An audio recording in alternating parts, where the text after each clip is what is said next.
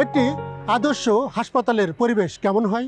হাসপাতালের বাইরের সবুজ প্রকৃতি, চারিদিকে সূর্যালোক, আলো বাতাস পর্যাপ্ত, মানুষের বসার জায়গা, যেখানে হুইল চেয়ার নিয়ে সহজে রোগী পরিবহন করা যায়, মানুষ স্বাচ্ছন্দ্য ফিল করে, তারা বসে এখানে প্রশান্তি লাভ করে।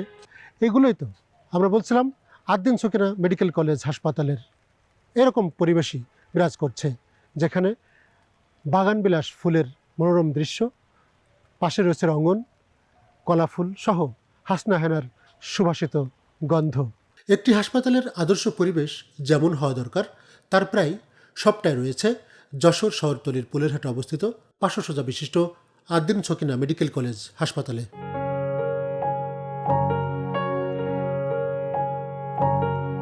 মৌলি খাতুন যশোর শহরের কাজীপাড়া এলাকার বাসিন্দা। সরকারি চাকরিজীবী এই নারী তার কন্যা সন্তানকে চিকিৎসার জন্য নিয়ে এসেছিলেন আদ্দিন সকিনা মেডিকেল কলেজ হাসপাতালে। মৌলি খাতুনের কাছে হাসপাতালের বাইরের পরিবেশ সম্পর্কে অনুভূতি জানতে চেয়েছিলাম আমরা। মন্তব্য করলেন, আগে মন ভালো তো শরীর ভালো। আমার খুবই ভালো লাগছে, কারণ খুবই গোছানো এবং গাছপালা আছে অনেক, আর বাচ্চাদের জন্য মেন অনেক ভালো। বাংলাদেশের মতো জায়গাতে এরকম ভাবে খুব কম সংখ্যক মনে হয় হসপিটাল আছে যেটা এগিয়ে আসছে। সবাই কমার্শিয়াল চিন্তা ভাবনা করে, সবাই আমরা কমার্শিয়াল যতটা আসলে ইনভেস্ট করবো তেমনটা আমাদের মুনাফাটা আসবে। কিন্তু আমার আদ্দিনে ঢাকাতে আমি গিয়েছি, আদ্দিনে ওদের সেবার মানটা অনেক ভালো। আমরা যারা রুগী নিয়ে আসি মনটা এমনিতে খারাপ থাকে, একটু বাইরে হাঁটাচলা যখন করবো, যখন প্রকৃতি দেখি আমরা একটা মনের ভিতরে ভালো লাগা কাজ করে আমাদের, ওই প্রেশারটা একটু হলেও কম হয়, জানতেন টেনশনটা একটু আমাদের রিলিফ হয় আর কি। নিজের মন যদি ভালো থাকে শরীরটা 50% ভালো হয়ে যায়, আর যদি মন ভালো থাকে আপনার শরীরে কিন্তু বিভিন্ন রোগ দানা বাঁধবে। তো আগে আমাদের মনকে প্রফুল্ল রাখতে হবে, মনটাকে ভালো রাখতে হবে, দেন আমাদের শরীর অটোমেটিক ইনশাল্লাহ সুস্থ হয়ে যাবে ইনশাল্লাহ। মৌলি খাতুনের মতো আরও কয়েকজন রোগীর স্বজনের সাথে কথা হয় আমাদের। হাসপাতালের এই সবুজ এবং ফুলে ফুলে ভরা নান্দনিক পরিবেশ সম্পর্কে তারাও জানালেন তাদের অনুভূতি। আমি এই হাসপাতালে মাঝে মাঝে আসি, যে সময় গেট দিয়ে ঢুকে খুব সৌন্দর্য লাগে, আর এত সুন্দর এরকম একটা হাসপাতাল আমি কোথাও দেখিনি।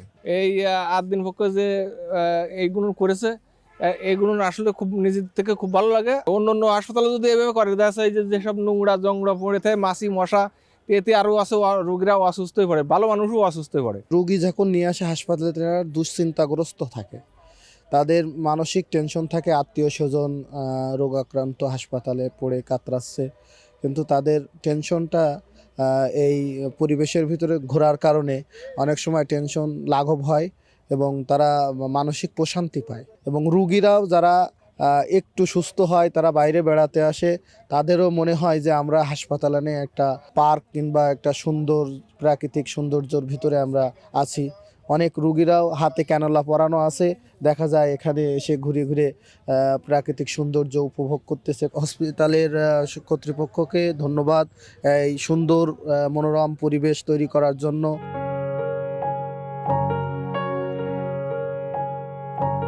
রোগীর ক্ষেত্রে শারীরিক স্বাস্থ্য যেমন জরুরি, তেমন মানসিক স্বাস্থ্যও জরুরি। যখন একটা রোগী কোনো হসপিটালে তার সাহায্যের জন্য আসে, তখন সে শারীরিক স্বাস্থ্যের পাশাপাশি অনেক অ্যাংজাইটি এবং ডিপ্রেশন বা হতাশায় ভুগে থাকে। যখন একটা সুন্দর পরিবেশ এবং স্বাস্থ্যকর পরিবেশ একটা রোগী পায়, তখন যেমন সংক্রমণ থেকে দূরে থাকতে পারে, তেমন মানসিক প্রশান্তিও পায়। এই সুস্বাস্থ্যকর এবং সুন্দর পরিবেশ শুধু রোগীর ক্ষেত্রে না, যারা রোগীর সেবা প্রদানকারী সেই সব মানুষগুলোকেও তার কর্মদক্ষতা বৃদ্ধি করে এবং অনুপ্রাণিত করে, যাতে তাদের সেবা প্রদান করা যায়। সুতরাং একটা হসপিটাল যখন নিরাময় কেন্দ্র হিসেবে গড়ে তুলতে হবে, তখন তার আর্কিটেকচারের পাশাপাশি সুন্দর পরিবেশ অতি জরুরি, যার একটা অন্যতম উদাহরণ আমাদের এই Ad-din Sakina women's medical college.